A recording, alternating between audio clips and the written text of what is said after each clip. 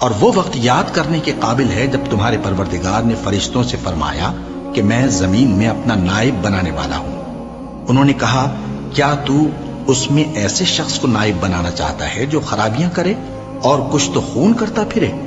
اور ہم تیری تعریف کے ساتھ تسبیح و تقدیس کرتے رہتے ہیں۔ فرمایا میں وہ باتیں جانتا ہوں جو تم نہیں جانتے۔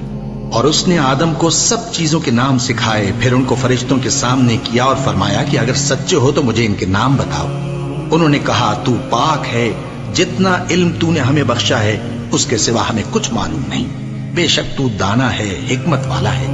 تب اللہ نے آدم کو حکم دیا کہ آدم تم ان کو ان چیزوں کے نام بتاؤ۔ سو جب انہوں نے ان کو ان کے نام بتائے تو فرشتوں سے فرمایا کیا میں نے تم سے نہیں کہا تھا کہ میں آسمانوں اور زمین کی سب پوشیدہ باتیں جانتا ہوں، اور جو تم ظاہر کرتے ہو اور جو پوشیدہ کرتے ہو سب مجھ کو معلوم ہے۔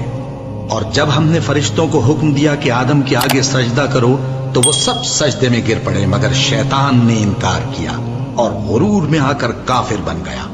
اور ہم نے کہا کہ اے آدم تم اور تمہاری بیوی بہشت میں رہو اور جہاں سے چاہو بے روک ٹوک کھاؤ پیو، لیکن اس درخت کے پاس نہ جانا نہیں تو ظالموں میں ہو جاؤ گے۔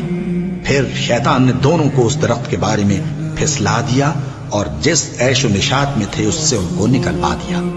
تب ہم نے حکم دیا کہ بہشت بری سے چلے جاؤ، تم ایک دوسرے کے دشمن ہو، اور تمہارے لیے زمین میں ایک وقت تک ٹھکانہ اور معاش مقرر کر دیا گیا ہے۔ پھر آدم نے اپنے پروردگار سے کچھ کلمات سیکھے اور معافی مانگی تو اس نے ان کا قصور معاف کر دیا۔ بے شک وہ معاف کرنے والا ہے، بڑا مہربان ہے۔ ہم نے فرمایا کہ تم سب یہاں سے اتر جاؤ، جب تمہارے پاس میری طرف سے ہدایت پہنچے تو اس کی پیروی کرنا کہ جنہوں نے میری ہدایت کی پیروی کی ان کو نہ کچھ خوف ہوگا اور نہ وہ غمناک ہوں گے، اور جنہوں نے اس کو قبول نہ کیا اور ہماری آیتوں کو جھٹلایا وہ دوزخ میں جانے والے ہیں اور وہ ہمیشہ اس میں رہیں گے۔